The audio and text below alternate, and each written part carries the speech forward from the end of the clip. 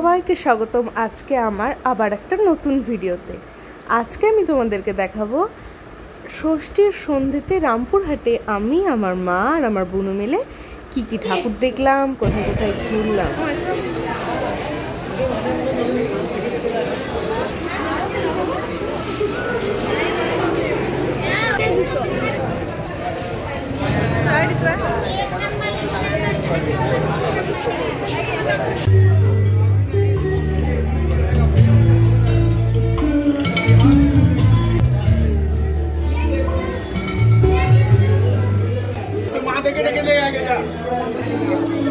দিয়ে আমরা প্রথমেই চলে গিয়েছিলাম ঠাকুরবাড়ির পুজোতে।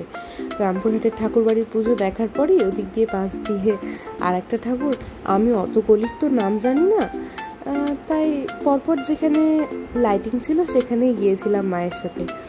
মা দু একটা জানে, দু একটা রিলসেও দেখছিলাম। এইচএসে যখন রামপুরহাটে পড়তাম তখন তার একটু জানাশোনা ছিল, এখন তো আর সেরকম টাচে আমি নেই। যাই হোক, এগুলি ওগুলি যেখানেই যাচ্ছি সেখানেই ঠাকুর কিছু না কিছুভাবে দেখা হয়ে যাচ্ছে।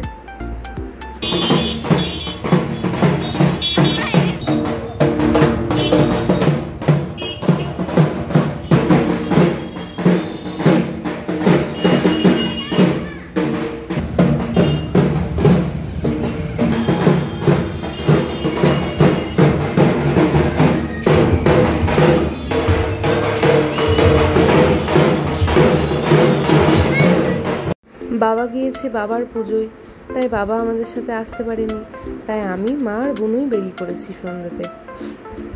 এই পুজোর সময় আবহাওয়াটাই অন্যরকম। রাস্তাঘাটে বেরোলে এমনিই তোমার মনটা খুশি খুশি হয়ে যাবে।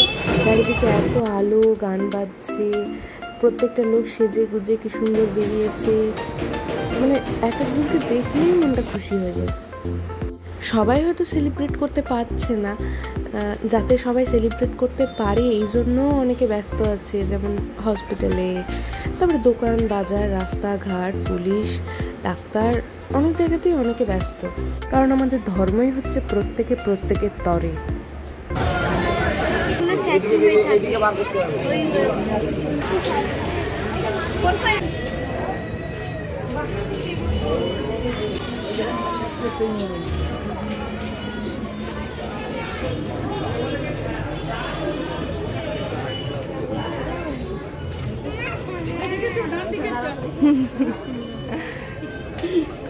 নড়ছে।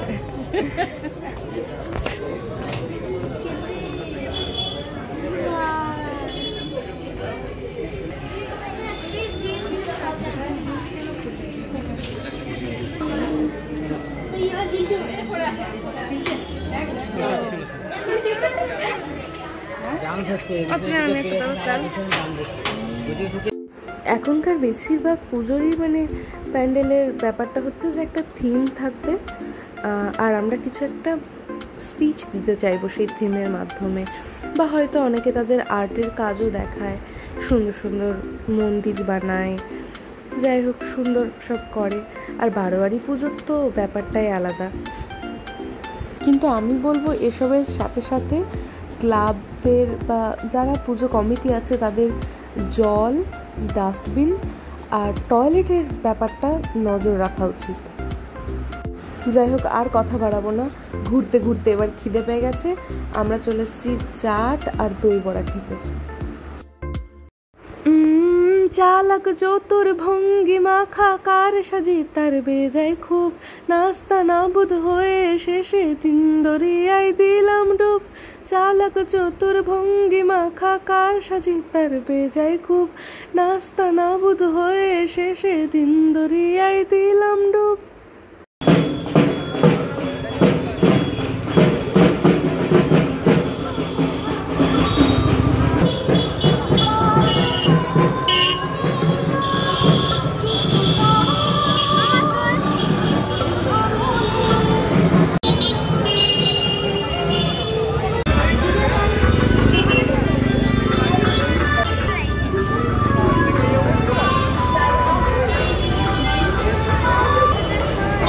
ও বাবা, ডাক বাংলো পাড়ায় তো এসে দেখি সে এক লম্বা লাইন।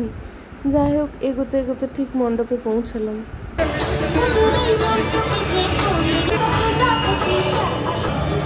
পুরো বর্তমানে থিম আমার ফোন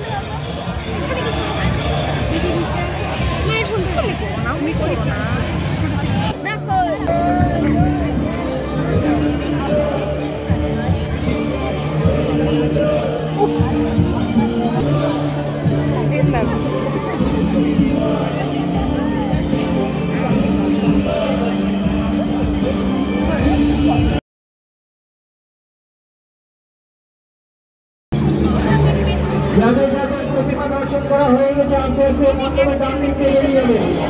যাদের প্রতিমা দর্শন করা হয়ে গেছে, আস্তে আস্তে মণ্ডপে। বাঙালিদের কাছে তো বটেই, তাছাড়াও অন্যদেরও অনেকেরই কাছে এই পুজো অনেক আনন্দ নিয়ে আসে। অনেক স্বপ্ন, অনেক ইচ্ছে বাঁধা থাকে এই পুজোর মাধ্যমে। সবাই সবার জায়গা থেকে ছুটে আসে এই অনুষ্ঠানকে সেলিব্রেট করার জন্য।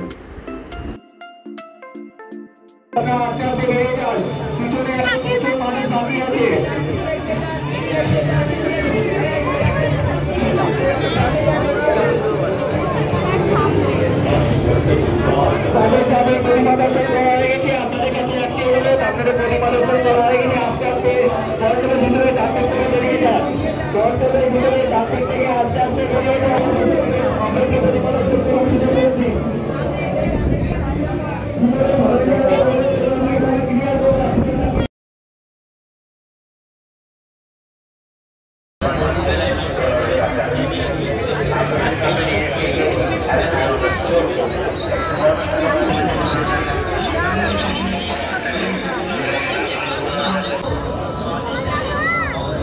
মণ্ডপে দেখা হয়ে গেল এক ছোট্ট বোনের সাথে।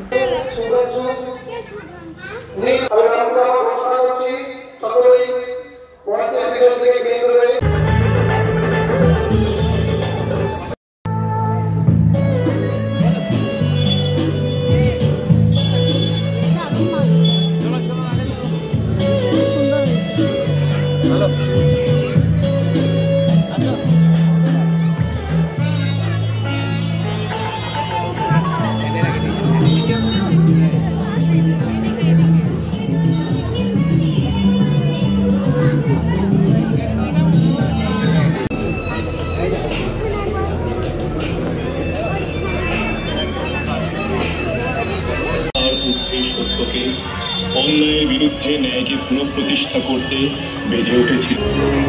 একদিন দ্রুতক্রিয়ায় ছলনার আশ্রয় নিয়ে কৌরবরা কেড়ে নেয় পাণ্ডবদের। যাই হোক, এটার মাধ্যমে আমাদের আজকের পুজো দেখা, মানে মণ্ডপে ঘোরা, প্যান্ডেল দেখা শেষ হলো। এটাই ছিল আমাদের শেষ ঠাকুর। তারপরে আমরা আস্তে আস্তে বাড়ি ফিরে এলাম।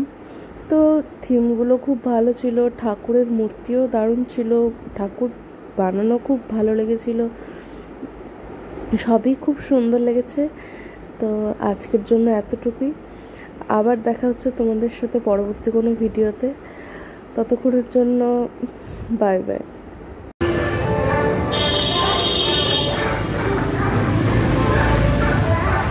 আর হবে না।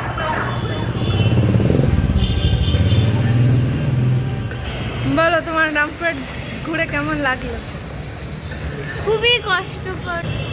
বলো বলো, তোমার কেমন লাগলো? দারুণ দারুণ দারুণ। কি কি দেখলে বলো? অনেক ঠাকুর দেখলাম। আর একটু বলো, কেমন, কোথায় কি দেখলে, কোনটা বেশি ভালো লাগলো? ডাক বাংলা পাড়ার ভালো লাগলো। দই বড়া খেলাম, চাট খেলাম, আইসক্রিম খেলাম, আর হাওয়া খেলে? আর হাওয়া খেলাম। যেখানেই প্যান্ডেল ফাঁকারে ফ্যান পেলে সেখানেই হাওয়া খেলে। So that's an added bonus. এই বমপাটা বমপাটা, ঠাকুর আসছে, ঠাকুর আসছে। এই মা আসছে, মা আসছে, ঠাকুর আসছে, বমপাটা ঠাকুর আসছে, মা আসছে।